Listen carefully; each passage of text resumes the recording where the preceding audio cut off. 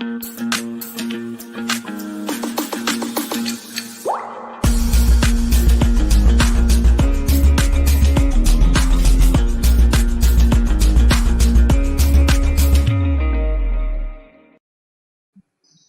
everybody, what is up? It's your friends Brian McGill and TJ Hoffman back at you with another What's Up Wednesday. TJ, how you doing? Good, just great. How are you, Brian? Not too bad. We got some winter weather on the way to Pittsburgh. I'm sure the temperatures are dropping across the Midwest. Hope folks are staying safe out there. We got a really special What's Up Wednesday for you all today. Quick announcement about a webinar coming up, and we're going to talk about a new blog post on Teachers Are Champion, authored by TJ. But let's start with this quick announcement, a little discussion with Steve Barkley coming up on December 18th at 12 p.m. TJ, what can some of the folks you think expect at this event?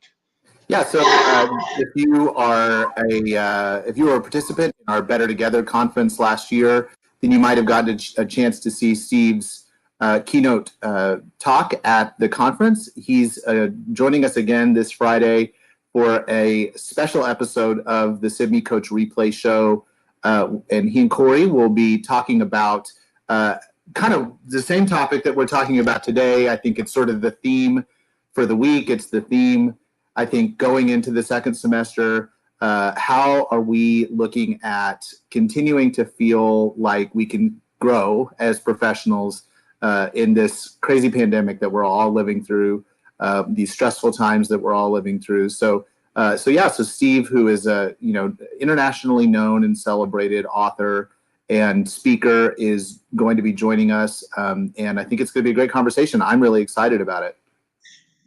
This is really going to be an exciting discussion. Come and do what the cool kids do. Like us and follow us on Facebook, Twitter, and YouTube to be able to access this content for the Sydney Coach Replay Show and our What's Up Wednesday episodes, airing every Wednesday and Friday.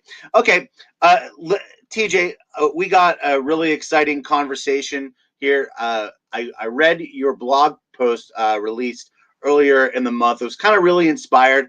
I shared it with some other members of our community, and it seemed like it was some great wind for their sail, titled Teachers Are Champions.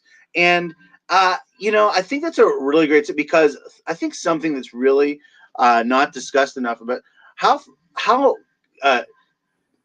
teachers have really had to find competition, a really competitive drive in themselves, that really being contenders of their profession and in their classroom this year. This really inspired me. How did this where did you get your inspiration to write this blog? Well, first, give a quick shout out to someone who I reference in the blog post, the Productivity Game, which is a great YouTube channel and blog itself. And there's a link in our blog to it right above the video that is from the Productivity Game. I get those every week. It's a great way to sort of get some great ideas from wonderful authors. And it pointed me to this wonderful book by Doug Aframov, which is the source for the blog post. I mean, I think you've heard me talk several times this semester about the idea of excellence and the idea of confidence, and how to foster those feelings in really, really stressful situations. That's really the thing that I think about the most, is the thing that I think is important. For me, these really challenging periods and seasons in our lives, it's a really inspiring moment. It's a time to really kind of double down and experience that grit. And I have to be honest with you, when I look at people, not just teachers, but when I look at people who respond to adversity with that champion's mind, with that that desire to really buckle down and do great work, teachers are always at the top of the list of people who have professions that I think do a great job. We've spent a lot of time talking about heroes over the last 10 months, and I think for a good reason, because everywhere we've needed heroes. And I don't think that there are really any people that that I think of as really responding to this pandemic, aside from the first responders and medical workers that have just done amazing things, but who have really responded to this with that sort of heroic mindset as much as I've seen teachers around the country respond to it. But I think that there might not be that feeling in schools. I have a lot of friends, former students who are still in classrooms, and when I talk to them, I don't hear that sense of confidence, of success, of a champion's mind. And so I wrote this blog post inspired by this wonderful book to sort of remind teachers that they really are champions. And it's a gentle nod, obviously, to Doug Lemov and his excellent work with Teach Like a Champion, which I'm a big fan of, but really not at all about the TLAC strategies, really just a reminder that teachers are champions. They really are. And we need to celebrate that. We need to find ways to use that mindset to continue to develop new skills as we go into the spring, to continue to respond to the incredibly difficult instructional environments that teachers are having to adapt to during this pandemic. And there's a video that accompanies this blog post that I thought was really cool. I watched it, and it was surprising. Like a lot of other, a lot of similarities to champions out there. A lot of professional athletes that are at the top of their game. If you read the book, The Talent Code, you'd find that this discussion there as well. One thing that they've noticed is, folks that were competing at the top of their profession athletically, and they mentioned golf, but this is also true in other sports. They have a high bounce back rate. They go and they don't play their best game, but they bounce right back. Okay, your best golfers are doing it. If you look in the NFL, the best quarterbacks do it too. How many times do you see a guy like Tom Brady, in his career, have two bad games in a row? Okay, Michael Jordan, Mario Lemieux, Wayne Gretzky, guys that have that were performing at their best. Rarely had two bad games in a row. Okay, so and that kind of leads here to our next question, because this is kind of central to the discussion: is what does it mean to bring your best? Because we talked about this idea a lot in that video. Go ahead. I think it is sometimes in a little bit of opposition to what sometimes you hear teachers talking about, which is teachers are perfectionists, and that's why I wrote right here next to this image: your best self does not have to be perfect.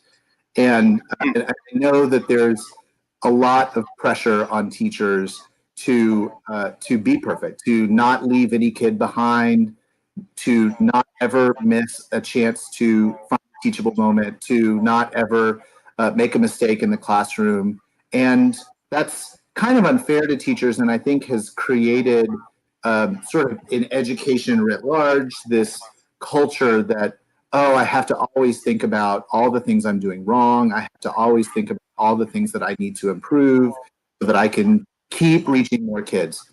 And so I can keep reaching more kids is incredibly important. And I would never denigrate that amongst our educator professionals, because we do want to educate all children.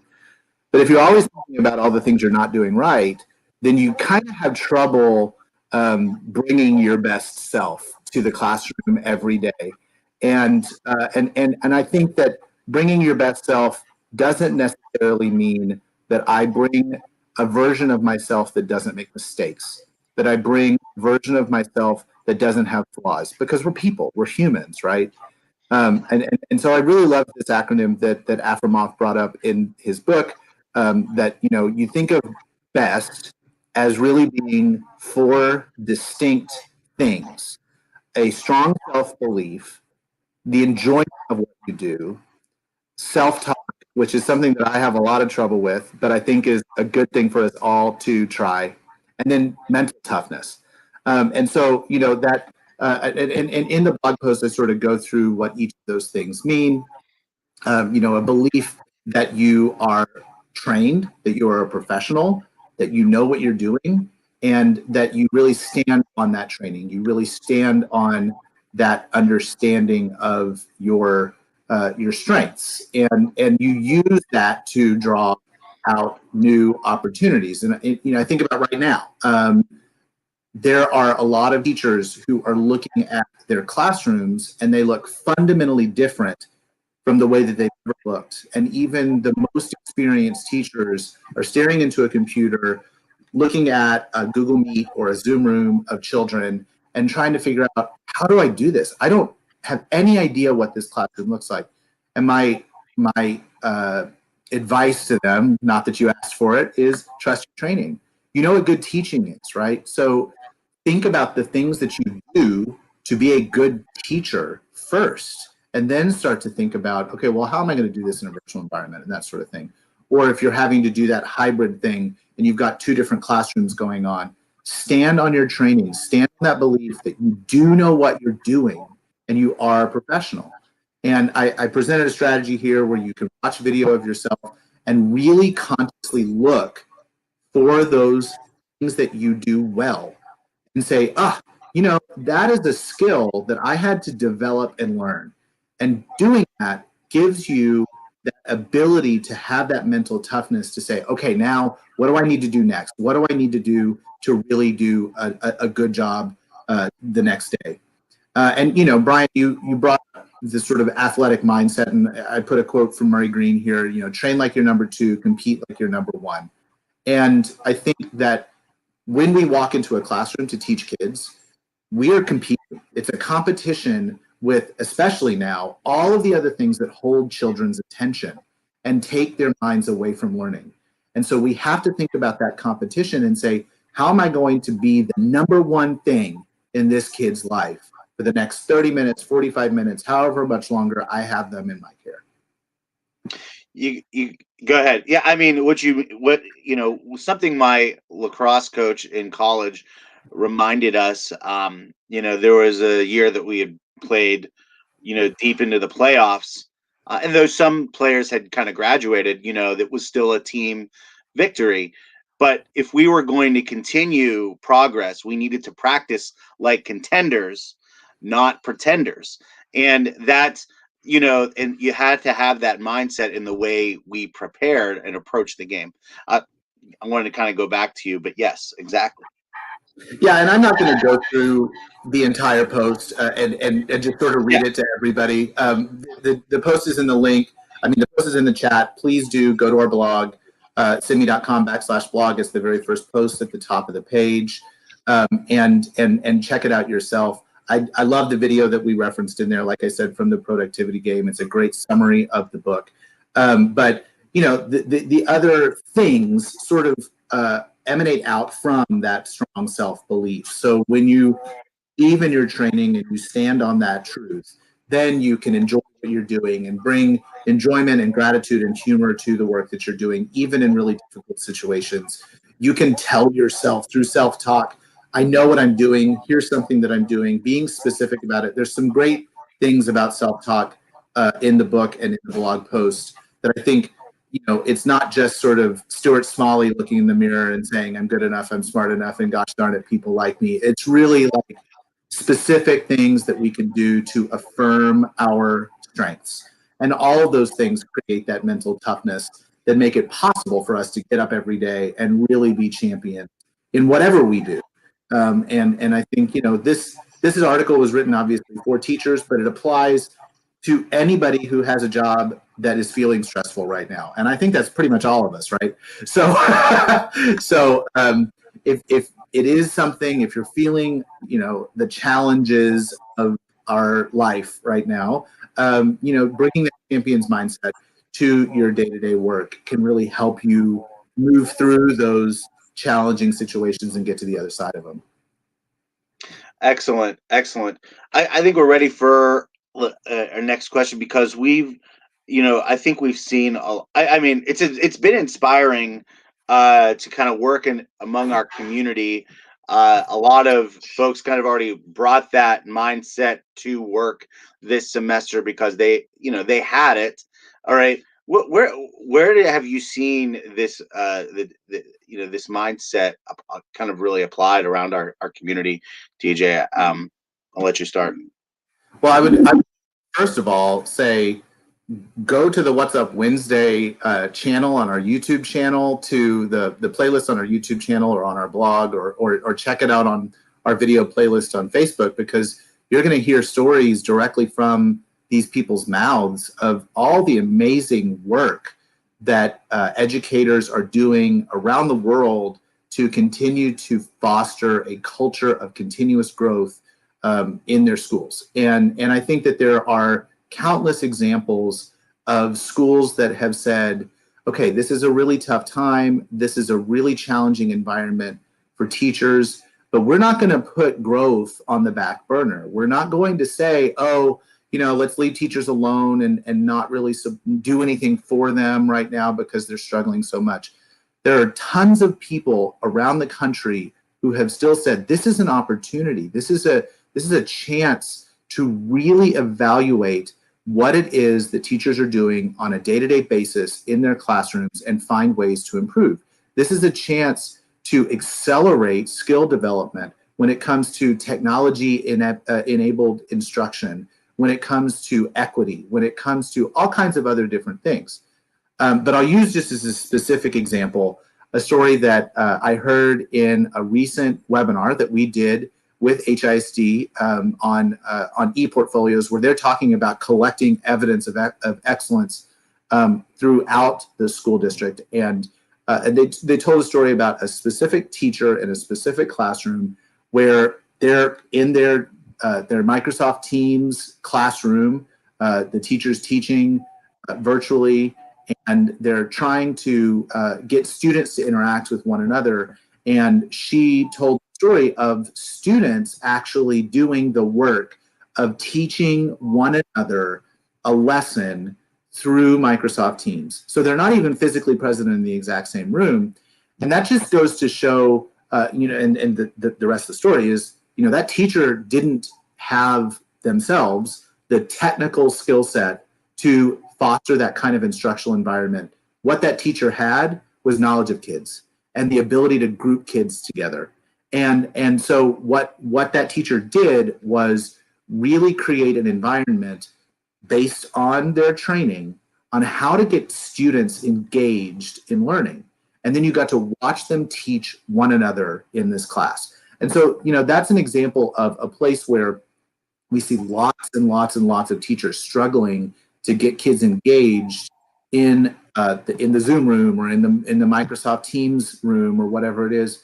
And here's a place where the teacher knew that they could trust their students to take the ownership of their own learning and really create the environment to make that happen. That didn't happen in a day, right? That wasn't, she just walked into her very first virtual classroom and made that happen. It took toughness. It took the belief that it could happen in order for that to be accomplished. And how cool is it that she was able to then capture that in a video and share it with people across the district so that they're able to celebrate that excellence and then scale it and share that with other people. Because I think that there's a lot of isolation going on in schools right now, even more than there ever has been before. And so the ability to connect those people is really, really, really important. And I thought that was a really cool example. But that's just one example of thousands of stories we've heard of teachers who are meeting this challenge and really meeting it head on and saying, okay, this is an opportunity. I'm going to find something to do that will be enjoyable. And I'm going to adapt. I'm going to adapt because that's what teachers do. They're adaptable. They really respond to the environment they're in and use their training to make it the best learning environment for students. That's and I you know that's actually an incredible trend I've seen in folks that have subscribed to SIBME. Across my desk. That folks that have been a subscriber for a year or so, starting out like in a coaching model down in the Southeast. A lot of turnaround schools, that had subscribed to SIBME in the Southeast. Across my desk, they started out in a coaching program. Well, they're not really coaching as much this year if they had subscribed to me last year or the year prior. They're actually, I saw an increasing in a lot of those campuses engagement in October, early November, a lot more huddles created. That showed me folks were talking with video more often. So, and their engagement was much, much higher. And the other thing is, many of my principals were telling me they had a 100% retention of their staff in obviously a difficult environment that was even when you don't have a pandemic going on. So it was really inspiring just to see the commitment that folks were making to one another in their communities for kids. From my chair in our community. So that was kind of cool. Not just what I just have to say broadly across the Southeast, because it was a lot of campuses doing that. So there we go. All right. I think that final thoughts to that particular blog post. Go ahead to sibme.com/blog. It's the very first post you'll see. And we have it in the clips. We want we're all heading into the holiday break, TJ. I think it's time to wish everybody that's following us on social media. Don't forget to check out our SIBME Coach Replay show on the 18th. But happy holidays from the SIBME team to all of you. Go ahead, check out this picture. I hope this makes you all kind of laugh. There's folks that you've met, some folks that you haven't met. TJ, that was an awesome picture. Love that mask. We'd like to invite anybody that is a member of our community that puts together a holiday picture. Go ahead, share it in our social media post so we can say happy holidays to you on social media as well. We've got some challenges coming up on our social media channels over the holidays, some fun things to do. So be sure to, wherever you go, there we are. So on our YouTube channels, Twitter, LinkedIn, Instagram, or Facebook, be sure to follow the SIBME app and stay connected with us over the holidays. We'll have some fun things to do to just celebrate this time. I think that the E in best, enjoyment, now is a time to really take stock and I think, for many of us, we're looking at 2020 in the rearview mirror and very glad to be leaving it. But hoping that the future will bring some wonderful new opportunities and some change for all of us. But it's time to rest, relax, take a well-deserved break over the next few weeks, and then come back in January really ready to hit the ground running and do amazing things for kids. So happy holidays from all of us, and be sure to follow us and celebrate the holidays with us. We'd love to hear your holiday traditions, what you're doing. It's really cool at SIBME. It's a global company. We have people all over the world who work for us, and it's cool to see the ways in which people celebrate Christmas in different parts of the world. I think it's a fun opportunity for us to learn from you, the holidays you celebrate, the ways you celebrate them. We're having a little party on Friday and sharing recipes with one another, and I can't wait to cook some of the wonderful things that we're doing. Well, awesome. Thank you, everybody, for joining us today. Happy holidays. We'll see you out there.